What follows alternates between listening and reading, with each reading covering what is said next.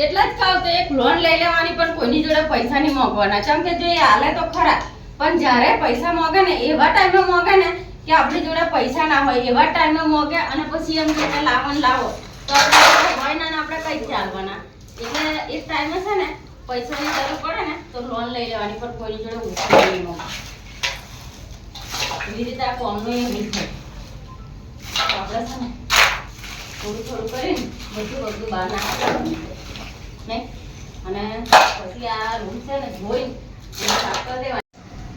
આપણે છે ને આ રૂમનું કોમ જ આપણે નતું ઉગાડવાનું, કેમ કે આપણી જોડે પૈસા નતા, પણ પત્રો બધો જરી ગયેલો અને ઉપર પડતેલા વાતરા, એટલે બધો પત્રો કોનો પણ નાખેલો, પણ આપણી જોડે પૈસા નતા. તો આપણે એક ગ્રુપ લોન લીધી, અને પછી છે ને આપણે થોડુંક ધાબુ મરાવી દીધું. કેમ કે જો પત્ર લાવત ને તો 6-7 જણનો તો પત્ર આવત, અને પાછા 10-5 વર્ષ પછી ફરીને આપણે પત્ર લાવવાનો થાય. એના કરતાં મકો આપણે છે ને એક લોન લઈ લઈએ અને આટલો ધાબુ મરાવી લઈએ. તો જો આ રૂમ કેટલી મસ્ત થઈ ગઈ, અસર થઈ ગઈ ને રૂમ. કેમ કે આપણે બહુ બધું સામાન નતું લાવવાનું. જો પોણના સરિયા પડી રહેલા આપણે, અને થોડી યાટોય પડી રહેલી, એટલે આપણે થોડો સિમેન્ટ લાવવાનો હતો અને થોડી રેતી લાવવાની હતી. તે પૈસા આપણે જોડે હતા નહીં, તો આપણે લોન લઈ લીધી અને પછી આપણે મરાવી દીધું ધાબુ. તો આ તો આ બધું કારું થઈ ગયું છે ને. આ તો શું છે કે પહેલો એક ગાડી ચૂલો આપણે રાખતેલો ને એટલે બધું કારું થઈ ગયું છે, પણ હવે આપણે હવે ધોઈ નાખશું. એટલે તૈયારીમાં આપણે છે ને આ બધો ડમારો કાઢી લેવાનો છે ને જે આપણે સાફ સફાઈ કરી દેવાની છે. તો જે આપણે 10 દાડા ઘરમાં રોધતેલા ને એ આ બાજુ રોધવાનું ચાલુ થઈ જાય ને તો રોધવાની સાફ સફાઈ થઈ જાય. અને ધાબુ જો એટલું મસ્ત ભરાઈ ગયું છે આપણે.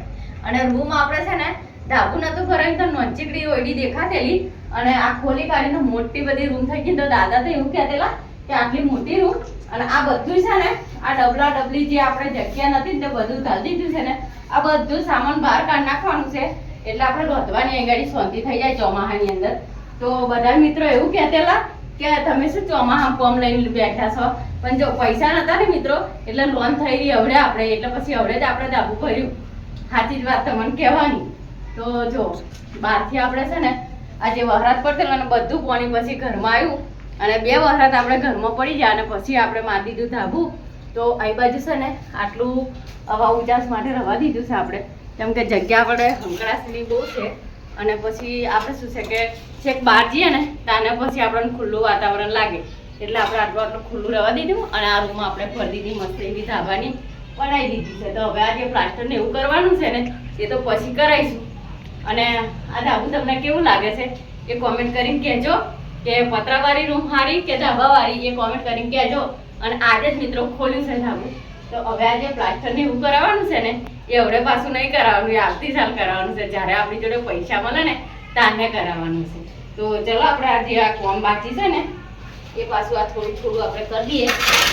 જેમ કે આપણે છે ને બપોરે જતો રહેલો બહાર, અને હવાના ટેકા ખોલી લીધા છે ને, તો દાદા પાછા ઘંટી ચાલુ મિલી અને એ બાજુથી આટો લઈ જવાનું ચાલુ કરેલું આ બધું. તો દાદાને એવું લાગતેલું કે આ લોકો તો કશું કરે નહીં, બધું મિલી રાખશે. પણ હવે આપણે બનાવવાનું છે ખાવાનું, પણ હવે નહીં બનાવવાનું. આ પહેલાં તો સાફ કરી લઈએ ને પછી જ બનાવીએ ખાવા. તો આ 2 તગારો નાખીને અને હવે પાછું થાય છે રોધવાનું મોડું, જેમ કે તુષારને વિપુલને થઈ જશે હવે આખા દાડાની નિહાર, એટલે ભાઈ પાછા ભૂખ્યા થયા છે. તો આપણે ફટાફટ હવે પહેલાં તો પછી રોધવાનું છે, અને રાગ આવશે ને તો પાછું આ રાતે સાફ કરશું, બરાબર. તો ચલો હવે આપણે આ થોડુંક નાખી દઈએ 2 તગારો અને રોધી દઈએ.